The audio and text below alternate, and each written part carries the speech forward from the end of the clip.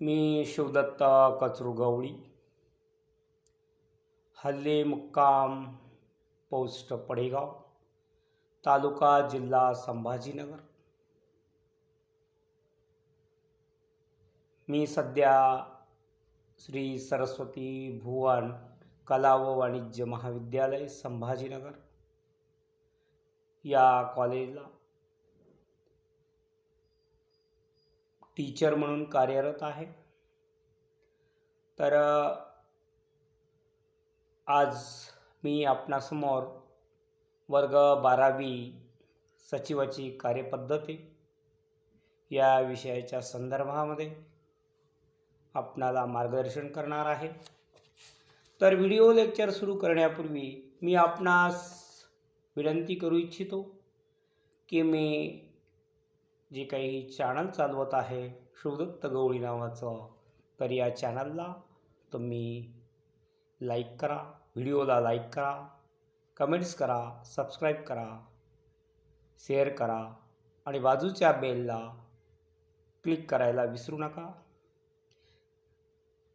जेणेकरून आगामी काळामध्ये माझे नवनवीन व्हिडिओ यूट्यूबवर प्रसारित होतील, त्याचा सर्वाधिक लाभ आपणास घेता येईल, सर्वप्रथम लाभ घेता येईल। तर जास्त वेळ वाया न घालविता मी माझ्या व्हिडिओ लेक्चरला सुरू करीत आहे। तर बघा, मग प्रकरण 5वे विषय आहे सचिवाची कार्यपद्धती किंवा चिटणीसाची कार्यपद्धती। वर्ग आहे 12वी, प्रकरण 5वे ठेवी। यामध्ये आपण प्रथम बघू ठेवीची स्वीकृती, तदनंतर बघू ठेवी स्वीकारण्याच्या अटी आणि शर्ती, नंतर बघू जनतेकडून ठेवी स्वीकारण्याची कार्यपद्धती, सभासदाकडून ठेवी स्वीकारण्याची कार्यपद्धती। तर प्रस्तावना बघा, कंपनी आम जनतेकडून किंवा तिच्या सभासदाकडून ठेव स्वरूपात रक्कम स्वीकारते। कंपनी काय करते? आम जनतेकडनं किंवा तिच्या सभासदाकडनं ठेव स्वरूपात रक्कम स्वीकारत असते। त्यावेळी तिच्या भांडवलात वाढ होण्यास मदत होते। जेव्हा जेव्हा कंपनी आम जनतेकडनं किंवा तिच्या सभासदाकडून ठेव स्वरूपात रक्कम स्वीकारत असते, तेव्हा तेव्हा तिच्या भांडवलामध्ये वाढ होण्यास मदत होते। भांडवल उभारणीचा हा अत्यंत स्वस्त मार्ग आहे। तर ठेव स्वरूपात कंपनी जेव्हा लोकांकडनं किंवा सभासदाकडनं रक्कम स्वीकारते आणि तिच्या भांडवलामध्ये वाढ करते, हा भांडवल उभारणीचा कंपनीचा अत्यंत स्वस्त मार्ग आहे। ठेवीच्या माध्यमातून भांडवलाची उभारणी केल्यामुळे भांडवलावर नियंत्रण ठेवण्याची गरज भासत नाही। ठेवीच्या माध्यमातून भांडवलाची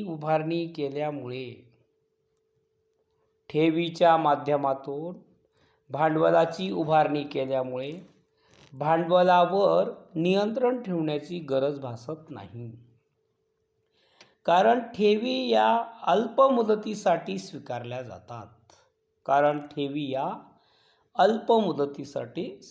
जातात। तथापि ठेव रक्कम परत करताना एखाद्या दोषी कंपनीच्या बाबतीत ठेव स्वीकारणे हा जोखमीचा पर्याय असू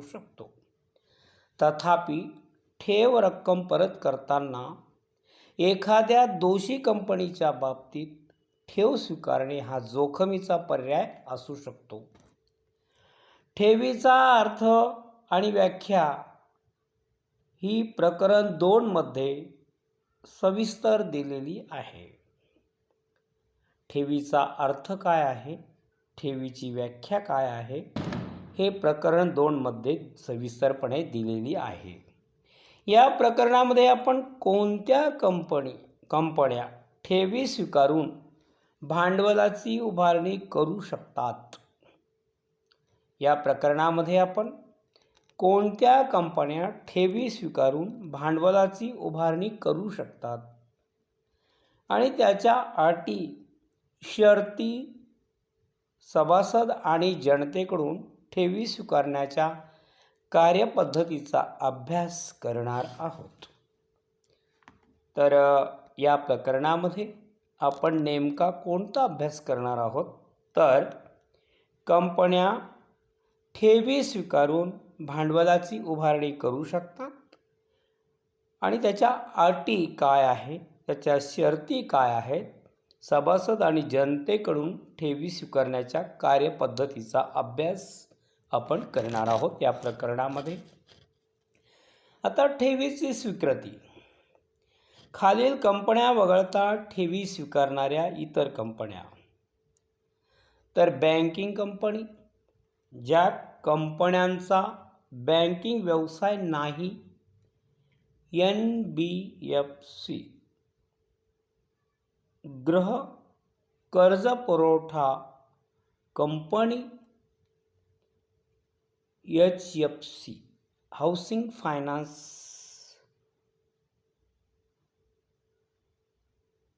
कॉर्पोरेशन किंवा कंपनी, हाऊसिंग फायनान्स कंपनी. गृह कर्ज वित्तीय संस्था, सरकारद्वारे निश्चित केलेली इतर कोणतीही कंपनी. वरील वगळता इतर कंपन्या यांना कंपनी कायदा 1913 कलम 73 ते 76 मध्ये आणि कंपनी ठेवी स्वीकृती नियम 2014 ठेवी स्वीकारण्याबाबत रिझर्व्ह बँक ऑफ इंडियाने निर्देशित केलेल्या अधिकृत सूचना यातील तरतुदींची पूर्तता करून ठेवी स्वीकारता येतात. तर कंपनी कायदा 2013 कलम 73 ते 76 मध्ये आणि कंपनी ठेवी स्वीकृती नियम 2014 ठेवी स्वीकारण्याबाबत रिझर्व्ह बँक ऑफ इंडियाने निर्देशित केलेल्या अधिकृत सूचना यातील तरतुदींची पूर्तता करून ठेवी स्वीकारता येतात. खालील तक्त्यात कोणत्या कंपन्या सभासदांकडून व जनतेकडून ठेवी स्वीकारू शकतात ते दर्शवण्यात आले आहे. खालील तक्त्यामध्ये कोणत्या कंपन्या सभासदांकडून व जनतेकडून ठेवी स्वीकारू शकतात ते दर्शविण्यात आले आहे. ठेवीची स्वीकृती. सभासदाकडून ठेवी, जनतेकडून ठेवी. आता सभासदाकडून कोणकोणत्या ठेवी आहेत? खाजगी कंपनी, सार्वजनिक कंपनी, पात्र कंपनी शिवाय. पात्र सार्वजनिक कंपनी. त्यानंतर जनतेकडून ठेवी, पात्र सार्वजनिक कंपनी, सरकारी कंपनी. आता खाजगी कंपनी. खाजगी कंपनी ही सभासद, संचालक किंवा त्यांचे नातेवाईक यांच्याकडून ठेवी स्वीकारू शकते. सार्वजनिक कंपनी. पात्र कंपनी सोडून सार्वजनिक कंपनी ही पात्र सार्वजनिक कंपनीशिवाय सभासद किंवा संचालकाकडून ठेवी स्वीकारू शकते. पात्र सार्वजनिक कंपनी. पात्र सार्वजनिक कंपनी म्हणजे अशी कंपनी की जिची निव्वळ मालमत्ता ही ₹100 कोटीपेक्षा कमी नाही किंवा जिची वार्षिक उलाढाल ही ₹500 कोटीपेक्षा कमी नाही आणि सभासदांच्या सभेत ठेवी स्वीकारण्याबाबत विशेष ठराव संमत करून त्यास मान्यता देण्यात आलेली आहे अशी सार्वजनिक कंपनी. निव्वळ किंमत वसूल भांडवल प्लस मुक्त राखीव निधी प्लस प्रतिभूती मायनस न वाटलेला तोटा अनपेक्षित खर्च न वजा केलेला किरकोळ खर्च उलाढाल विशिष्ट काळात विक्रीद्वारे प्राप्त झालेले उत्पन्न. तर इथपर्यंत तुमच्या लक्षात आलं असेल मी काय सांगितलं ते. तर बघा परत एकदा. ठेवीची स्वीकृती. खालील कंपन्या वगळता ठेवी स्वीकारणाऱ्या इतर कंपन्या. बँकिंग कंपनी, ज्या कंपन्यांचा बँकिंग व्यवसाय नाही, NBFC. गृह कर्ज पुरवठा company, HFC. Housing finance company, गृह कर्ज वित्तीय संस्था. सरकारद्वारे निश्चित केलेली इतर कोणतीही कंपनी. वरील वगळता इतर कंपन्या यांना कंपनी कायदा 2013 कलम 73 ते 76 मध्ये आणि कंपनी ठेवी स्वीकृती नियम 2014 ठेवी स्वीकारण्याबाबत रिझर्व्ह बँक ऑफ इंडियाने निर्देशित केलेल्या अधिकृत सूचना यातील तरतुदींची पूर्तता करून ठेवी स्वीकारता येतात. खालील तक्त्यात कोणत्या कंपन्या सभासदांकडून व जनतेकडून ठेवी स्वीकारू शकतात ते दर्शविण्यात आले आहे. ठेवींची स्वीकृती. सभासदांकडून ठेवी, जनतेकडून ठेवी. सभासदांकडून खाजगी कंपनी, सार्वजनिक कंपनी पात्र कंपनीशिवाय, पात्र सार्वजनिक कंपनी. जनतेकडून पात्र सार्वजनिक कंपनी, सरकारी कंपनी. खाजगी कंपनी. खाजगी कंपनी ही सभासद, संचालक किंवा त्यांचे नातेवाईक यांच्याकडून ठेवी स्वीकारू शकते. सार्वजनिक कंपनी. पात्र कंपनी सोडून सार्वजनिक कंपनी ही पात्र सार्वजनिक कंपनीशिवाय सभासद किंवा संचालकाकडून ठेवी स्वीकारू शकते. पात्र सार्वजनिक कंपनी. पात्र सार्वजनिक कंपनी म्हणजे अशी कंपनी की जिची निव्वळ मालमत्ता ही ₹100 कोटीपेक्षा कमी नाही किंवा जिची वार्षिक उलाढाल ही ₹500 कोटीपेक्षा कमी नाही आणि सभासदांच्या ठेवी स्वीकारण्याबाबत विशेष ठराव संमत करून त्यास मान्यता देण्यात आलेली आहे अशी सार्वजनिक कंपनी. निव्वळ किंमत मायनस वसूल भांडवल प्लस मुक्त राखीव निधी प्लस प्रतिभूती मायनस न वाटलेला तोटा अनपेक्षित खर्च न वजा केलेला किरकोळ खर्च उलाढाल मायनस विशिष्ट काळात विक्रीद्वारे प्राप्त झालेले उत्पन्न. तर आपणा सर्वांना मी काय सांगितलं ते तुमच्या लक्षात आलंच असेल. नसेल आलं तर पुन्हा एकदा सांगतो. मी काय सांगितलं बघा. प्रस्तावनापासून परत एकदा घेऊ. कंपनी आम जनतेकडून किंवा तिच्या सभासदांकडून ठेव स्वरूपात रक्कम स्वीकारते. त्यावेळी तिच्या भांडवलात वाढ होण्यास मदत होते. भांडवल उभारणीचा हा अत्यंत स्वस्त मार्ग आहे. ठेवीच्या माध्यमातून भांडवलाची उभारणी केल्यामुळे भांडवलावर नियंत्रण ठेवण्याची गरज भासत नाही, कारण ठेवी या अल्पमुदतीसाठी स्वीकारल्या जातात. तथापि ठेव रक्कम परत करताना एखाद्या दोषी कंपनीच्या बाबतीत ठेव स्वीकारणे हा जोखमीचा पर्याय असू शकतो. ठेवीचा अर्थ आणि व्याख्या ही प्रकरण 2 मध्ये सविस्तर दिलेली आहे. या प्रकरणामध्ये आपण कोणत्या कंपन्या ठेवी स्वीकारून भांडवलाची उभारणी करू शकतात आणि त्यांच्या अटी, शर्ती, सभासद आणि जनतेकडून ठेवी स्वीकारण्याच्या कार्यपद्धतीचा अभ्यास करणार आहोत. ठेवीची स्वीकृती. खालील कंपन्या वगळता ठेवी स्वीकारणाऱ्या इतर कंपन्या. बँकिंग कंपनी, ज्या कंपन्यांचा बँकिंग व्यवसाय नाही, NBFC. Non banking finance company. गृह कर्ज पुरवठा company HFC. Housing finance company. गृह कर्ज वित्तीय संस्था. सरकारद्वारे निश्चित केलेली इतर कोणतीही कंपनी. वरील वगळता इतर कंपन्या. यांना अ. कंपनी कायदा 2013 कलम 73 ते 76 मध्ये आणि ब.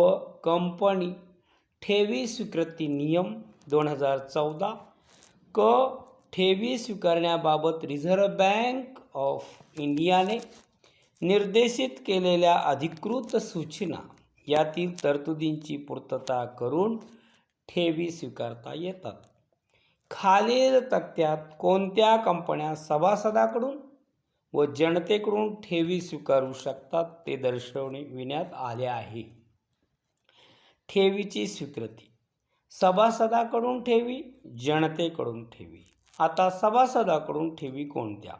खाजगी कंपनी, सार्वजनिक कंपनी, पात्र कंपनीशिवाय, पात्र सार्वजनिक कंपनी. जनतेकडून ठेवी, पात्र सार्वजनिक कंपनी, सरकारी कंपनी. खाजगी कंपनी. खाजगी कंपनी ही सभासद, संचालक किंवा त्यांचे नातेवाईक यांच्याकडून ठेवी स्वीकारू शकते. सार्वजनिक कंपनी. पात्र कंपनी सोडून सार्वजनिक कंपनी ही पात्र सार्वजनिक कंपनी शिवाय सभासद किंवा संचालकाकडून ठेवी स्वीकारू शकते. पात्र सार्वजनिक कंपनी. पात्र सार्वजनिक कंपनी म्हणजे अशी कंपनी की जिची निव्वळ मालमत्ता ही ₹100 कोटीपेक्षा कमी नाही किंवा जिची वार्षिक उलाढाल ही ₹500 कोटीपेक्षा कमी नाही आणि सभासदाच्या सभेत ठेवी स्वीकारण्याबाबत विशेष ठराव संमत करून त्यास मान्यता देण्यात आलेली आहे, अशी सार्वजनिक कंपनी. निव्वळ किंमत मायनस वसूल भांडवल प्लस मुक्त राखीव निधी प्लस प्रतिभूती मायनस न वाटलेला तोटा, अनपेक्षित खर्च, न वजा केलेला किरकोळ खर्च, उलाढाल मायनस विशिष्ट काळात विक्रीद्वारे प्राप्त झालेले उत्पन्न. तर मला वाटतं तुम्हाला समजलं असेल. काही मुलांना समजलं असेल, काही मुलांना समजलं नसेल. म्हणून मी पुन्हा एकदा रिपीट करतो. 2-3 वेळेस रिपीट केलं म्हणजे जे काही सर्वसाधारण मुले आहेत त्यांना चांगल्या प्रकारे समजू शकेल. ठेवी. ठेवीची स्वीकृती. ठेवी स्वीकारण्याच्या अटी आणि शर्ती. जनतेकडून ठेवी स्वीकारण्याची कार्यपद्धती. सभासदाकडून ठेवी स्वीकारण्याची कार्यपद्धती. प्रस्तावना. कंपनी आम जनतेकडून किंवा तिच्या सभासदाकडून ठेव स्वरूपात रक्कम स्वीकारते. त्यावेळी तिच्या भांडवलात वाढ होण्यास मदत होते. भांडवल उभारणीचा हा अत्यंत स्वस्त मार्ग आहे. ठेवीच्या माध्यमातून भांडवलाची उभारणी केल्यामुळे भांडवलावर नियंत्रण ठेवण्याची गरज भासत नाही, कारण ठेवी या अल्पमुदतीसाठी स्वीकारल्या जातात. तथापि ठेव रक्कम परत करताना एखाद्या दोषी कंपनीच्या बाबतीत ठेव स्वीकारणे हा जोखमीचा पर्याय असू शकतो. ठेवीचा अर्थ आणि व्याख्या ही प्रकरण 2 मध्ये सविस्तर दिलेली आहे. या प्रकरणामध्ये आपण कोणत्या कंपन्या ठेवी स्वीकारून भांडवलाची उभारणी करू शकतात आणि त्याच्या अटी शर्ती सभासद आणि जनतेकडून ठेवी स्वीकारण्याच्या कार्यपद्धतीचा अभ्यास करणार आहोत. ठेवींची स्वीकृती. खालील कंपन्या वगळता ठेवी स्वीकारणाऱ्या इतर कंपन्या. Banking company. ज्या कंपन्यांचा बँकिंग व्यवसाय नाही. NBFC non banking finance company. गृह कर्ज पुरवठा कंपनी. गृह कर्ज वित्तीय संस्था. HFC housing finance company. सरकारद्वारे निश्चित केलेली इतर कोणतीही कंपनी. वरील वगळता इतर कंपन्या. यांना कंपनी कायदा 2013 कलम 73 ते 76 मध्ये आणि कंपनी ठेवी स्वीकृती नियम 2014 ठेवी स्वीकारण्याबाबत रिझर्व्ह बँक ऑफ इंडियाने निर्देशित केलेल्या अधिकृत सूचना यातील तरतुदींची पूर्तता करून ठेवी स्वीकारता येतात. खालील तक्त्यात कोणत्या कंपन्या सभासदांकडून व जनतेकडून ठेवी स्वीकारू शकतात ते दर्शविण्यात आले आहे. ठेवीची स्वीकृती. सभासदांकडून ठेवी, जनतेकडून ठेवी. आता सभासदांकडून ठेवी कोणत्या आहेत? खाजगी कंपनी, सार्वजनिक कंपनी म्हणजेच पात्र कंपनी शिवाय, पात्र सार्वजनिक कंपनी. जनतेकडून ठेवी, पात्र सार्वजनिक कंपनी, सरकारी कंपनी. खाजगी कंपनी. खाजगी कंपनी ही सभासद, संचालक किंवा त्यांचे नातेवाईक यांच्याकडून ठेवी स्वीकारू शकते. सार्वजनिक कंपनी.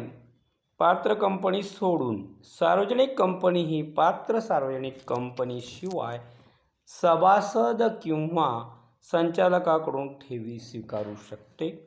पात्र सार्वजनिक कंपनी. पात्र सार्वजनिक कंपनी म्हणजे अशी कंपनी की जिची निव्वळ मालमत्ता ही ₹100 कोटीपेक्षा कमी नाही किंवा जिची वार्षिक उलाढाल ही ₹500 कोटीपेक्षा कमी नाही आणि सभासदांच्या सभेत ठेवी स्वीकारण्याबाबत विशेष ठराव संमत करून त्यास मान्यता देण्यात आलेली आहे अशी सार्वजनिक कंपनी. निव्वळ किंमत मायनस वसूल भांडवल प्लस मुक्त राखीव निधी प्लस प्रतिभूती मायनस न वाटलेला तोटा, अनपेक्षित खर्च न वजा केलेला किरकोळ खर्च, उलाढाल मायनस विशिष्ट काळात विक्रीद्वारे प्राप्त झालेले उत्पन्न. आता मला असं वाटतं तुम्हाला समजलं असेल. आता पुढील मुद्द्याकडे वळूया आपण. पुढचा मुद्दा आहे ठेवीची किंवा ठेवींची स्वीकृतीच्या नूतनीकरणाच्या अटी व शर्ती. 5.2 आहे ठेवी स्वीकृतीच्या नूतनीकरणाच्या अटी व शर्ती. ठेवीची रक्कम. खाजगी कंपनी. खाजगी कंपनी आपल्या सभासदांकडून किंवा संचालकाकडून अथवा त्यांच्या नातेवाईकाकडून वसूल भाग भांडवल आणि मुक्त राखीव निधीच्या 100% ठेव रूपाने रक्कम जमा करू शकते. तथापि कंपनी कायदा नमूद केल्यानुसार काही खाजगी कंपन्यांना वसूल भाग भांडवल व मुक्त राखीव निधीच्या 100 टक्केपेक्षा जास्त ठेव स्वीकारता येते. तर ठेवीची रक्कम खाजगी कंपनी आपल्या सभासदाकडून किंवा संचालकाकडून अथवा त्यांच्या नातेवाईकाकडून वसूल भाग भांडवल आणि मुक्त राखीव निधीच्या 100% ठेव रूपाने रक्कम जमा करू शकते. तथापि कंपनी कायदा नमूद केल्यानुसार काही खाजगी कंपन्यांना वसूल भाग भांडवल व मुक्त राखीव निधीच्या 100% पेक्षा जास्त ठेव स्वीकारता येते. आता सार्वजनिक कंपनी. पात्र कंपनी सोडून जेव्हा ठेव रक्कम, वसूल भांडवल व मुक्त राखीव निधीच्या 25%ची मर्यादा पूर्वीच पार केलेली असेल तर अशा वेळी कंपनी सभासदाकडून ठेवी स्वीकारता येणार नाहीत. सार्वजनिक कंपनी. पात्र कंपनी सोडून जेव्हा ठेव रक्कम, वसूल भांडवल व मुक्त राखीव निधीच्या 25%ची मर्यादा पूर्वीच पार केलेली असेल तर अशा वेळी कंपनी सभासदाकडून ठेवी स्वीकारता येणार नाही. आता पात्र सार्वजनिक कंपनी. पात्र सार्वजनिक कंपनी सभासद आणि सर्वसामान्य जनता. प्रथम बघू सभासद. जर कंपनीने ठेव मर्यादा, वसूल भांडवल व मुक्त राखीव निधी यांची सरासरी 10% ओलांडली असेल तर सभासदाकडून नव्याने ठेवी स्वीकारता येणार नाहीत. आणि सर्वसामान्य जनता. कंपनीने ठेव मर्यादा, वसूल भांडवल व राखीव निधी यांची सरासरी 25% इतकी ओलांडली असेल तर जनतेकडून नव्याने ठेवी स्वीकारता येणार नाहीत. ड. सरकारी कंपनी वसूल भाग भांडवल आणि मुक्त राखीव निधीच्या 35% पेक्षा जास्त रकमेचा ठेवी म्हणून स्वीकार करू शकत नाही. सरकारी कंपनी वसूल भाग भांडवल आणि मुक्त राखीव निधीच्या 35% पेक्षा जास्त रकमेचा ठेवी म्हणून स्वीकार करू शकत नाही. आता कालावधी. प्रथम बघितलं आपण ठेवीची रक्कम. आता बघणार आहोत कालावधी. ठेवीचा कालावधी. कोणतीही कंपनी 6 महिन्यापेक्षा कमी किंवा 36 महिन्यापेक्षा जास्त मुदतीच्या ठेवी स्वीकारू शकत नाही किंवा ठेवीचे नूतनीकरण करू शकत नाही. परंतु विशिष्ट परिस्थितीत कंपनी तिच्या अल्पकालीन गरजा पूर्ण करण्यासाठी 6 महिन्यापेक्षा कमी कालावधीच्या ठेवी स्वीकारू शकते.